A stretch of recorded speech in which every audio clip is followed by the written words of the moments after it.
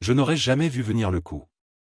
Un jour, je rentrais chez moi auprès de la même femme que je connaissais depuis plus d'une décennie, Camille, celle avec qui je pensais vieillir. Et puis, du jour au lendemain, elle a commencé à changer. Pas le genre de changement habituel, genre, les gens évoluent avec le temps. Non, je parle d'un virage à 180 degrés total. Tout a démarré il y a 5 mois, quand elle a décroché ce nouveau boulot dans une agence de pub à Paris.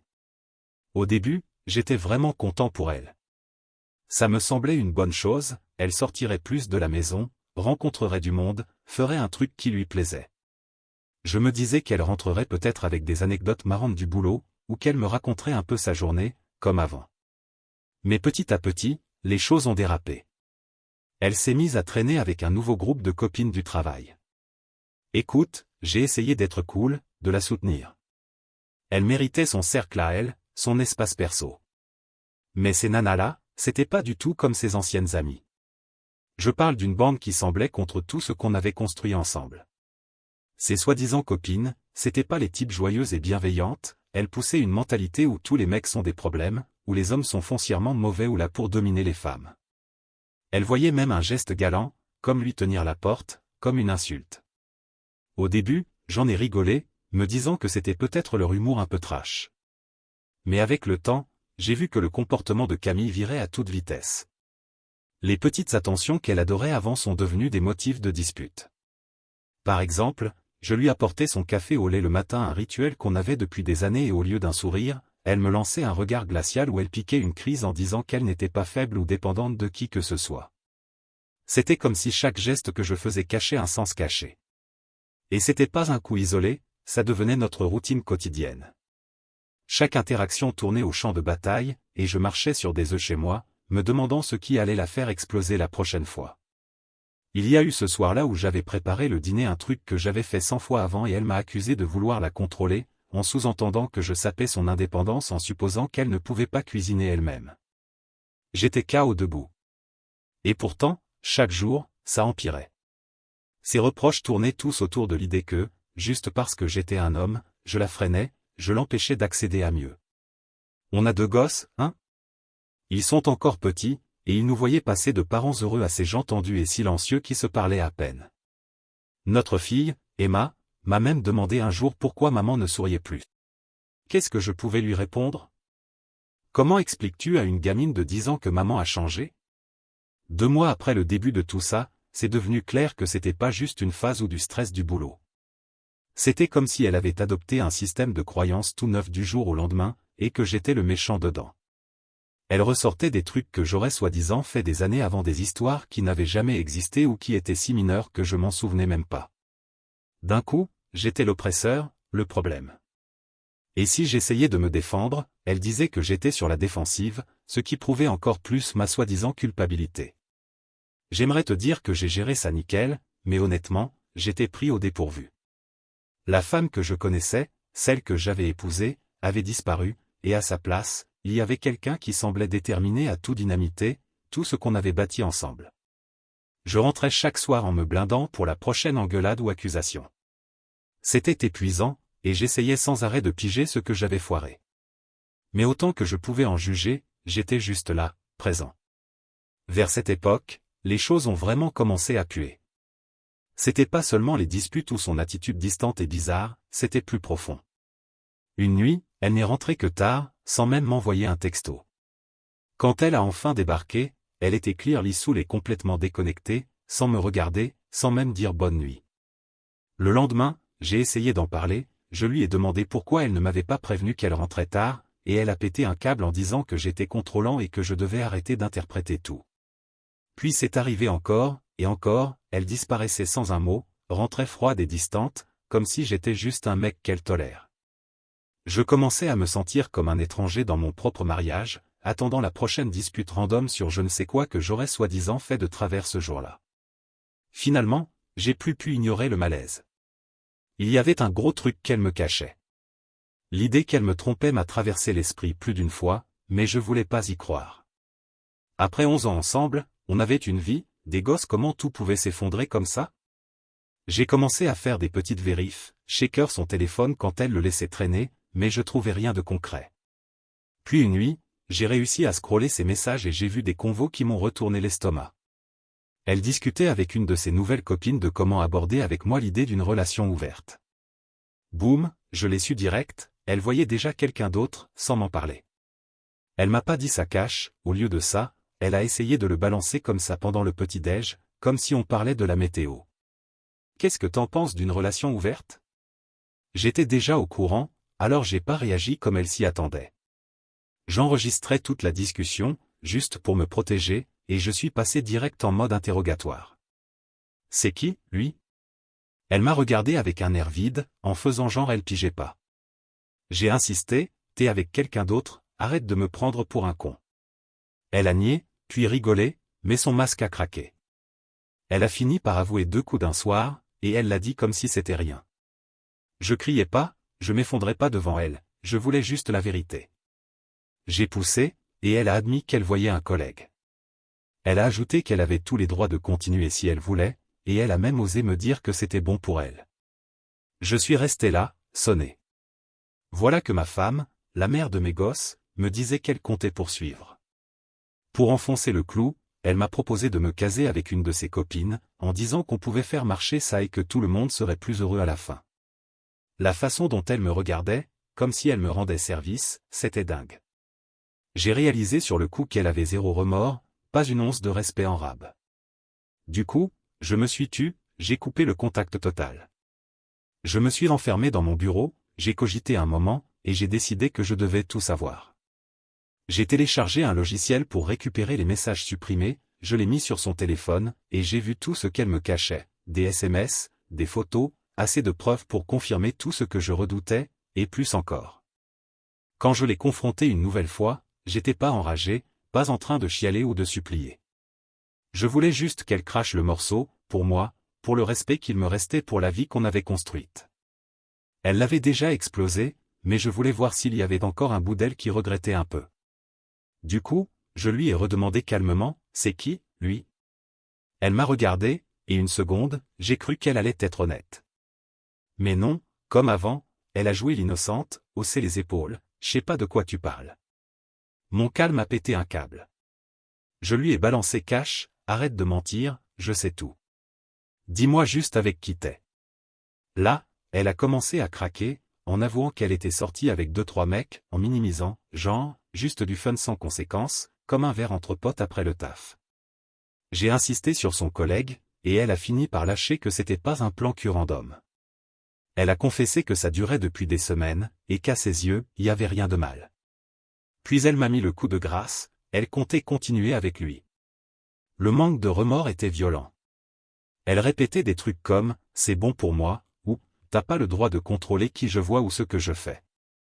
Quand je lui ai dit à quel point c'était irrespectueux et égoïste, elle a retourné la veste, j'étais le contrôlant, le possessif. C'était son argument principal maintenant, qu'elle se libérait de l'oppression du mariage. Puis elle a parti en live sur comment je l'avais jamais soutenue, comment elle s'était sentie coincée par notre vie pendant 11 ans, et maintenant j'étais le problème. C'était comme causer avec une étrangère, ou pire, une ennemie. Elle m'a même proposé de m'aider en me casant avec une copine à elle, en disant que je serais plus heureux si je sortais plus, avec ce regard suffisant comme si elle me jetait un os. Elle pouvait pas être plus claire, elle se croyait aux manettes, et j'avais qu'à suivre sa nouvelle version de notre vie. Je peux même pas décrire à quel point c'était surréaliste. La personne devant moi, c'était pas ma femme, pas la nana avec qui j'avais partagé une vie. On aurait dit quelqu'un qui avait mis un masque pour se moquer de tout ce qu'on avait eu. Mais j'allais pas me laisser humilier. Je lui ai dit que je voulais son téléphone. Au début, elle a ri, en disant qu'elle avait rien à cacher. J'ai gardé mon visage de marbre, et elle a fini par me le filer sans doute en pensant que je le lui rendrais direct. Je me suis enfermé dans mon bureau, j'ai relancé le logiciel, et j'ai attendu. Les messages qui sont sortis étaient au-delà de ce que j'imaginais, des plans, des rencarts, des commentaires sur moi, des trucs qu'elle lui avait dit, à lui et à ses copines. Elle avait tout supprimé, pensant que c'était parti pour de bon, mais tout était là, clair comme de l'eau de roche. 30 minutes plus tard, je suis sorti et je lui ai rendu le téléphone. Elle a dû sentir le vent tourner, parce qu'elle a commencé à causer, à s'expliquer. Mais j'en avais marre d'écouter. Je lui ai demandé de partir.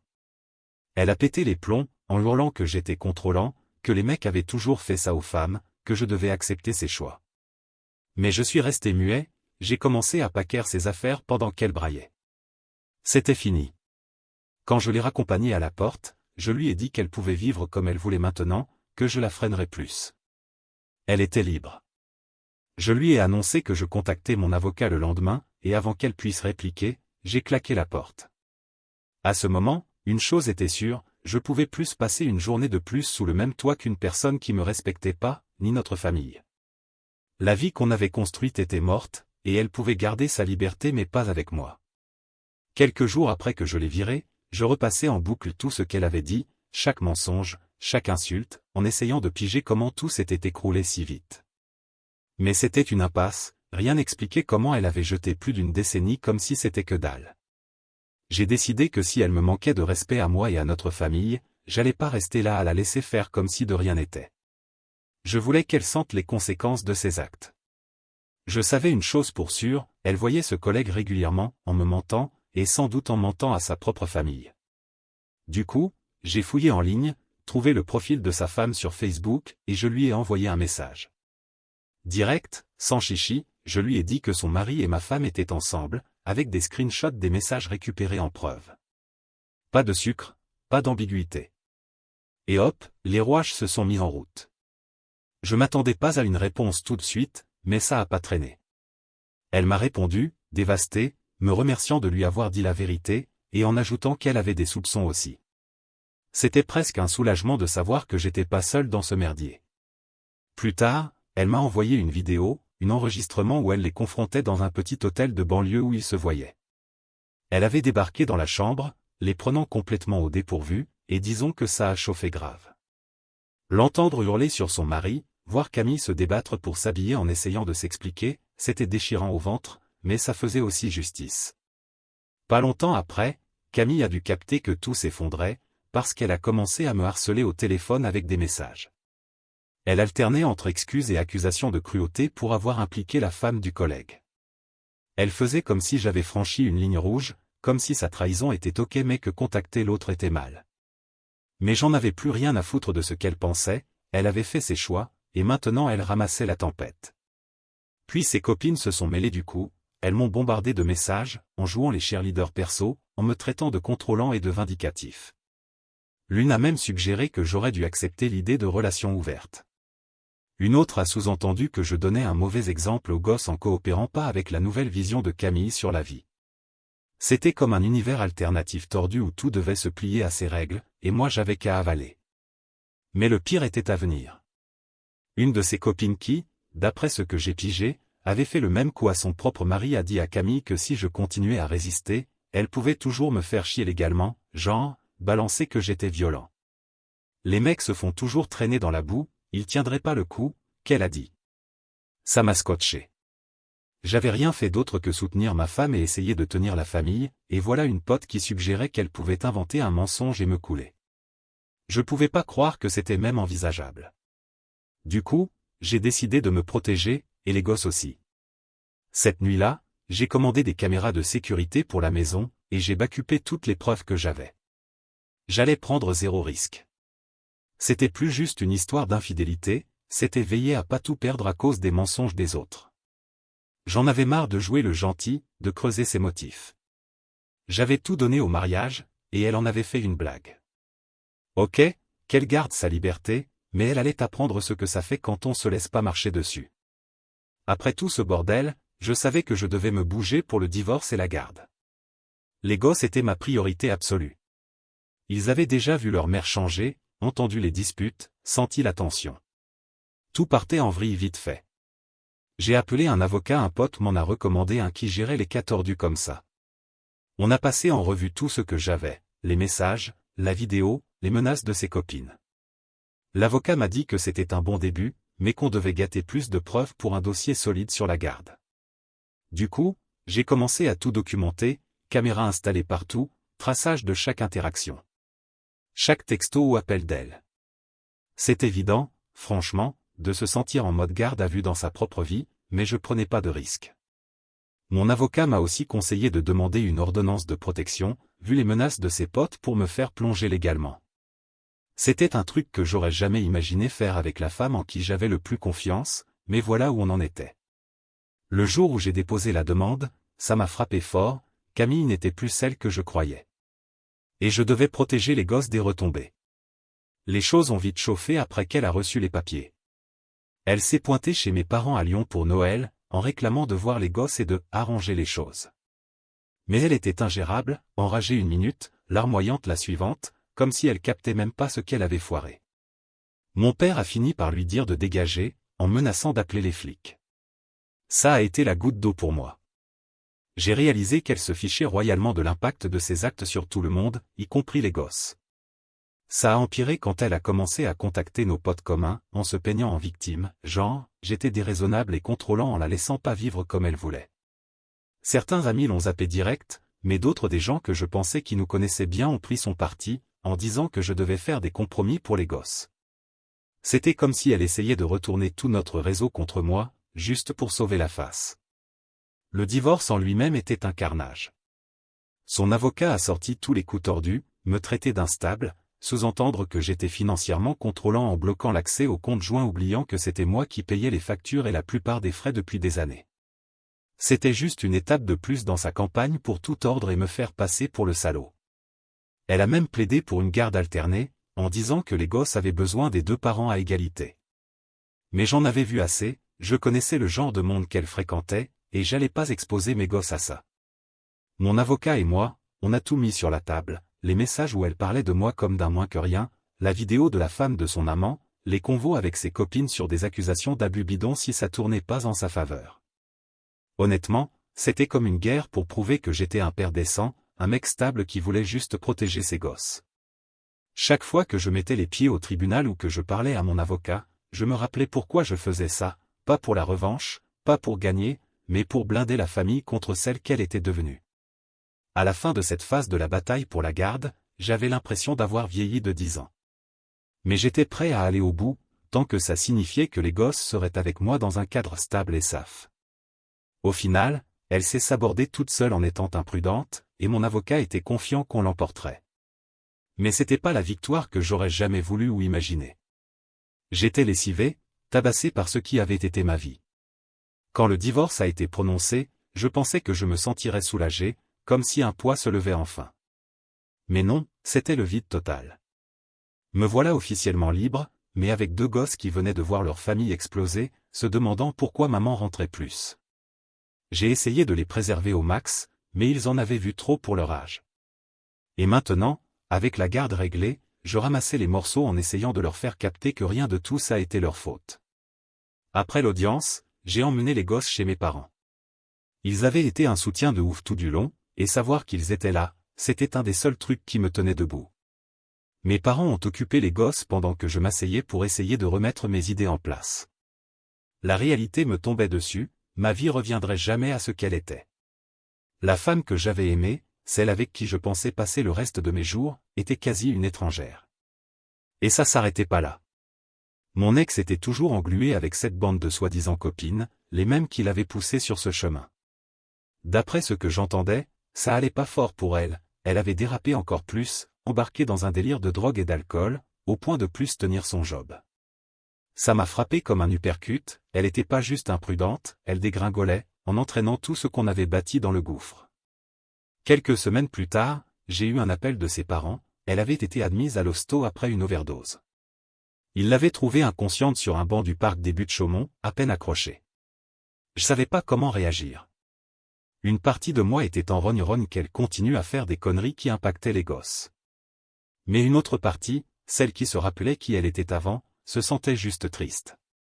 Je voulais pas ressentir quoi que ce soit pour elle après tout ça, mais si. C'était impossible d'éteindre les souvenirs des bons moments, peu importe à quel point elle avait sombré. Quand elle est sortie, ses parents lui ont proposé de venir chez eux, mais seulement si elle acceptait la rehab et restait clean. Elle a refusé. Elle a choisi d'aller squatter chez une de ses copines. C'était comme si elle avait tranché, pas nous, pas moi, pas les gosses, pas même sa famille. J'étais déchiré entre pitié et frustration totale.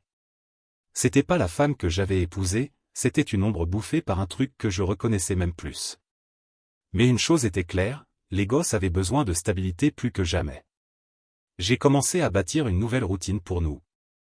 Je me levais tôt, je faisais le petit-déj, je les préparais pour l'école, et je faisais tout pour garder l'ambiance positive à la maison.